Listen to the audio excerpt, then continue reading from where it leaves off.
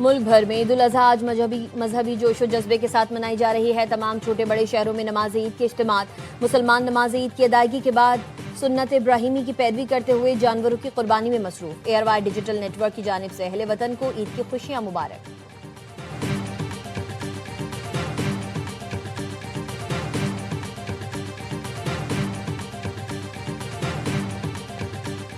صدر آصف علی زرداری اور وزیر اعظم شہباز شریف کی اہل وطن اور امت مسلمہ کو عید الاضحیٰ کی مبارکباد۔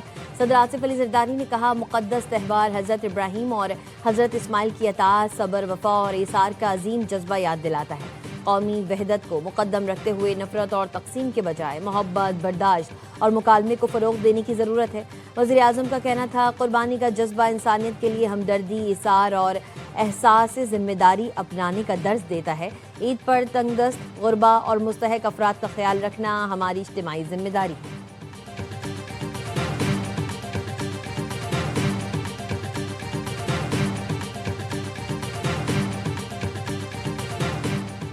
مسلح افواج کی قیادت کا عید الاضحیٰ پر خصوصی پیغام۔ فیلڈ مارشل سید عاصم منیر کی قوم کو عید الاضحیٰ کی مبارکباد۔ ISPR نے بتایا ہے، naval chief admiral Naveed Ashraf اور air chief marshal Zaheer Ahmed Babar Sidhu نے بھی قوم کو عید الاضحیٰ کی مبارکباد دی۔ مسلح افواج نے شہداء، قانون نافذ کرنے والے اداروں اور شہریوں کو خراج تحسین پیش کیا۔ مسلح افواج کی قیادت نے اپنے پیغام میں کہا ہے، قوم کی قربانی اور استقامت وطن کے دفاع کی مضبوط علامت ہے۔ عید الاضحیٰ قربانی، ایمان اور قومی یکجہتی کی علامت ہے۔ پاکستان کی خود مختاری اور سلامتی کا تحفظ ہر حال میں یقینی بنائیں گے۔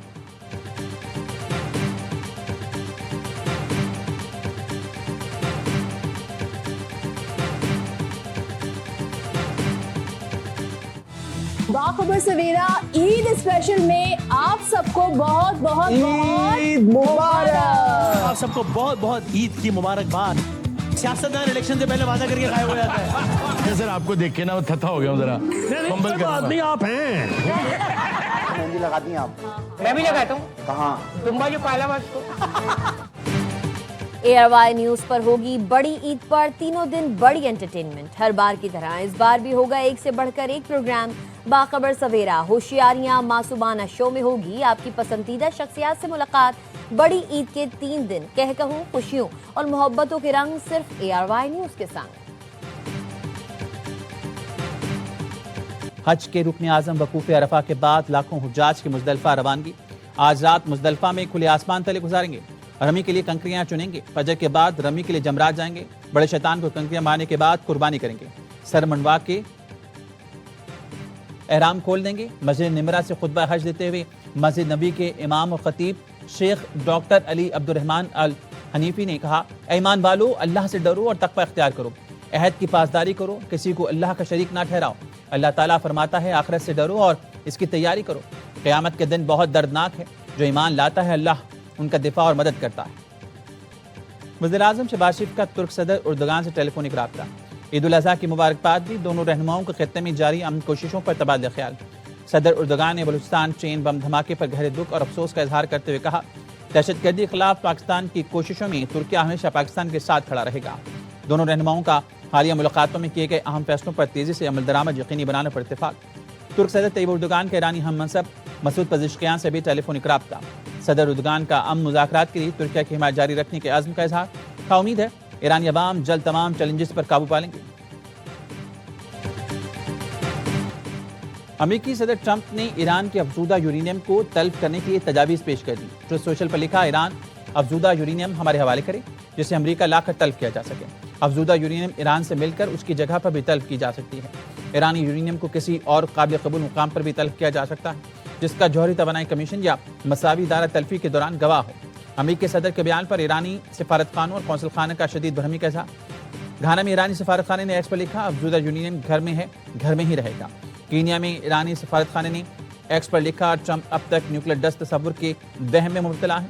پچھلی بار آپ نے اصفہان سے نیوکلیر ڈسٹ نکالنے کی کوشش میں 12 فوجی طیارے گوائے تھے۔ بھارتی شہر حیدرآباد میں ایرانی قونصل خانے نے ایکس پر لکھا، اگر ایران نے یورینیم امریکہ کو دینا ہوتی تو جنگ سے بہت پہلے ایسا کر چکا ہوتا۔ مرگ بھر امریکہ اسلامی جمہوریہ کا مستقل نعرہ رہے گا۔ ایران کے سپریم لیڈر مجتبیٰ خامنئی کا سوشل میڈیا پر پیغام، لکھا، امریکہ کو خطے میں مزید اڈے قائم کرنے کا موقع نہیں ملے گا۔ مستقبل امت مسلمہ اور نئی اسلامی تہذیب کا ہے۔ اب وقت کی سوئی کسی صورت پیچھے نہیں جائے گی۔ خطے کی غیور قومی اور سرزمین اب امریکی فوجی اڈوں کی ڈھال نہیں بنیں گی۔ خلیج میں امریکی شرارتوں کے لیے اب کوئی محفوظ پناہ گاہ باقی نہیں بچی۔ فوجی اڈوں کے خاتمے سے امریکہ خطے میں سابقہ حیثیت سے دور ہوتا جا رہا ہے۔ دشمن ایران کو ہتھیار ڈالنے پر مجبور کرنے کے ہدف میں ناکام ہے۔ خطے کے ممالک نے اپنا حساب کتاب دیکھ لیا ہے۔ ایرانی صدر مسعود پزشکیان کہتے ہیں خطے کے ممالک سمجھتے تھے کہ امریکہ کی خطے میں موجودگی سے ان کو فائدہ ہوگا۔ یہ سمجھتے تھے 3 دن جنگ کریں گے اور ملک کا تختہ الٹ جائے گا۔ یہ سمجھتے تھے رہبر انقلاب کمانڈرز کو شہید کر کے تختہ الٹ دیں گے۔ تختہ الٹنے کے لیے جو انہوں نے سوچا ویسا نہ ہوا۔ یہ ان کی خیام خالی تھی۔ ایران نے امریکہ پر جنگ بندی کی خلاف ورزی کا الزام لگا دیا۔ ایرانی وزارت خارجہ کا کہنا ہے امریکی فوج نے گزشتہ 48 گھنٹوں میں ہرمزگان کے علاقے میں ایرانی تجارتی جہازوں کو نشانہ بنایا، جو سیز فائر کی کھلی خلاف ورزی ہے۔ پاکستان کے ثالثی میں جاری سفارتی کوششوں کے دوران امریکی کارروائیوں نے واشنگٹن کی بدنیتی کو بے نقاب کر دیا، جس کی شدید مذمت کرتے ہیں۔ اس کی تمام تر انداز کی ذمہ داری امریکہ پر عائد ہوتی ہے۔ ایران کسی بھی حملے کو بغیر جواب کے نہیں چھوڑے گا، اپنی خود مختاری کے دفاع کے لیے پوری طرح تیار ہے۔ پاک چین دوستی کی جڑیں بہت گہری ہیں۔ آج ہم یکجان دو قالب ہیں۔ وزیراعظم شہباز شریف کا پاکستان اور چین کے سفارتی تعلقات کے 75 سال مکمل ہونے پر تقریب سے خطاب۔ کہا معاشی اور عسکری میدان میں چین کا کوئی مقابلہ نہیں۔ اس کے باوجود صدر شی جن پنگ تنازعات کے حل کے لیے مذاکرات پر یقین رکھتے ہیں۔ شہباز شریف نے پاک چین ایگریکلچر تعاون پر ورکشاپ سے خطاب میں کہا آئینی دوستی کو زراعت، صنعت، تحقیق اور ترقی اور دیگر اسٹریٹجک شعبوں میں انقلاب میں تبدیل کریں گے۔ وزیراعظم کا IBI کارپوریشن کے ہیڈ کوارٹرز کا بھی دورہ۔ پاک چین اقتصادی اور تکنیکی تعاون کو مزید وسعت دینے کے عزم کا اعادہ۔ شہباز شریف نے بیجنگ میں چینی کاروباری وفود سے ملاقاتیں کی۔ وزیراعظم چین کا 4 روزہ دورہ مکمل کر کے لاہور پہنچ گئے۔ قطری وزیراعظم شیخ محمد بن عبد الرحمن الثانی کا سعودی وزیر خارجہ فیصل بن فرحان اور مصری وزیر خارجہ سے ٹیلی فونک رابطہ۔ دو طرفہ تعلقات اور امریکہ ایران تنازعات تفصیلی گفتگو۔ قطری وزارت خارجہ کے مطابق پاکستان کی ثالثی کی کوششوں پر تفصیلی تبادلہ خیال۔ خطے میں کشیدگی کو کم کرنے، سلامتی اور استحکام کو فروغ دینے کے لیے پاکستان کی مخلصانہ کوششوں کی حمایت کرنے پر اتفاق۔ قطری وزیراعظم نے زور دیا کہ تمام فریقین کے لیے موجودہ ثالثی کی کوششوں کا مثبت جواب دینا انتہائی ضروری ہے۔ پاکستان کے ثالثی کردار کی عالمی سطح پر پذیرائی۔ TRT کا کہنا ہے امریکہ ایران کشیدگی کے دوران پاکستان قابل اعتماد ثالث کے طور پر سامنے آیا۔ فیلڈ مارشل عاصم منیر کے ثالثی اور سفارتی کردار نے پاکستان کی علاقائی اہمیت کو نئی تقویت دی۔ فیلڈ مارشل عاصم منیر حقیقت پسند اور نتائج پر مبنی سفارتی انداز رکھنے والی شخصیت کے طور پر سامنے آئے۔ ان کی سفارتکاری تشہیر کے بجائے خاموش روابط اور بیک چینل ڈپلومیسی پر مبنی ہے۔ مشکل حالات میں بھی امریکہ ایران کے درمیان روابط کا سلسلہ برقرار رکھا۔ پاک بھارت کشیدگی کے بعد فیلڈ مارشل عاصم منیر کی عسکری اور سفارتی ساکھ مزید مضبوط ہوئی۔ پاک سعودی دفاعی معاہدے نے پاکستان کی علاقائی ساکھ کو مضبوط کیا۔ فیلڈ مارشل عاصم منیر نے پاکستان کی مغربی سرحدوں پر دہشت گردی کے خلاف سخت موقف اپنایا۔ As a friendly neighbor of Iran and brotherly countries of the Gulf, and a country with long-standing ties of amity with the United States, Pakistan consistently stood for restraint, de-escalation, and a return to diplomacy.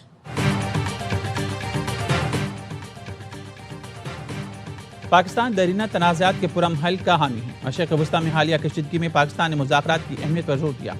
کشیدہ صورتحال نے عالمی سطح پر معاشی challenges بھی پیدا کیے۔ پاکستان نے کشیدگی میں کمی کے لیے مخلصانہ کاوشیں کی ہیں۔ عالمی قوانین اور معاہدوں کی پاسداری یقینی ہونی چاہیے۔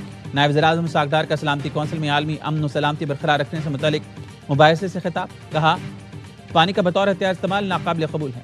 سنتاز معاہدے کی یک طرفہ معطلی تسلیم نہیں کرتی۔ چند ایک ملکوں کو فائدہ دینے کے بجائے تمام رکن ملکوں کے مساوی کردار کو تسلیم کرنا ہوگا۔ 8 دہائیوں سے مسئلہ کشمیر حل طلب ہے۔ پاکستان نہتے فلسطینیوں کے حقوق کا بھی حامی ہے۔ نائب وزیر اعظم اسحاق ڈار کی نیو یارک میں کوسٹاریکا کے وزیر خارجہ سے ملاقات۔ باہمی دلچسپی کے مختلف شعبوں میں تعاون مزید مضبوط بنانے پر اتفاق۔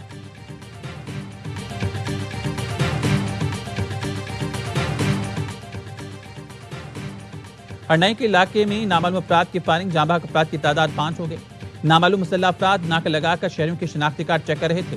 شہریوں کے احتجاج پر مسلح افراد نے فائرنگ کر دی۔ فائرنگ کے واقعے میں 4 افراد جاں بحق، 4 شدید زخمی ہوئے۔ چوتھا زخمی اسپتال میں دوران علاج دم توڑ گیا۔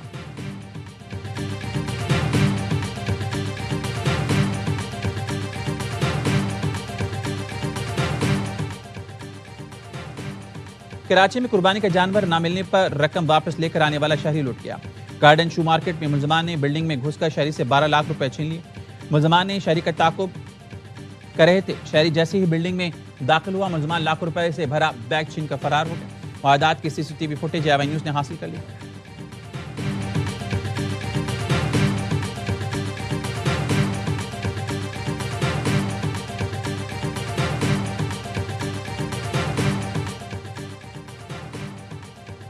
کراچی کلاک ناز آباد نمبر 3 میں گھر کے باہر سے قربانی کا بیل چوری ہو گیا۔ اکیلا ملزم کیسے آیا اور بیل کھول کر لے گیا؟ CCTV فوٹیج AY نیوز نے حاصل کر لی۔ فوٹیج میں چور کا چہرہ واضح طور پر دیکھا جا سکتا ہے۔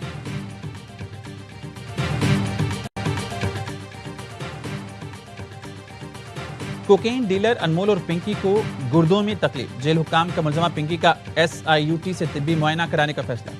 سندھ جیل حکام کا پولیس کو سخت سیکیورٹی اسکواڈ فراہم کرنے کے لیے مراسلہ۔ جیل پولیس نے پنکی کی اسپتال منتقلی کی تردید کر دی، کہا ملزمہ پنکی کا معائنہ جیل کے ڈاکٹرز نے کر لیا ہے، کسی بھی دوسرے اسپتال منتقل نہیں کیا جا رہا۔ ملزمہ کو گردوں میں تکلیف کی شکایت، معدے اور آنکھوں کے امراض بھی ہیں۔ جیل ڈاکٹرز نے ملزمہ کی حالت تسلی بخش قرار دی۔ تفتیشی ذرائع کا کہنا ہے جیل کسٹڈی کے بعد تاحال تفتیشی پولیس نے پنکی سے تفتیش نہیں کی۔ تفتیشی پولیس کا موقف ہے بیان کے لیے عدالت سے اجازت لینا پڑتی ہے۔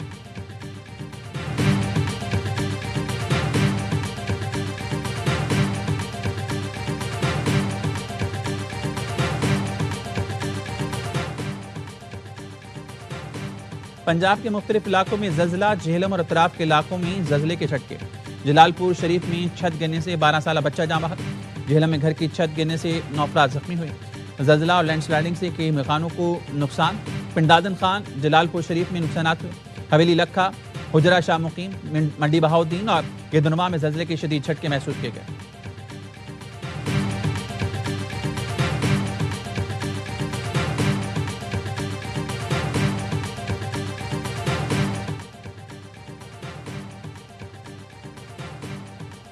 وزیر اعلیٰ پنجاب سے ایشین انفراسٹرکچر انویسٹمنٹ بینک کے چیف انویسٹمنٹ آفیسر کی ملاقات، باہمی دلچسپی کے امور اور ادارہ جاتی تعاون بڑھانے پر تبادلہ خیال۔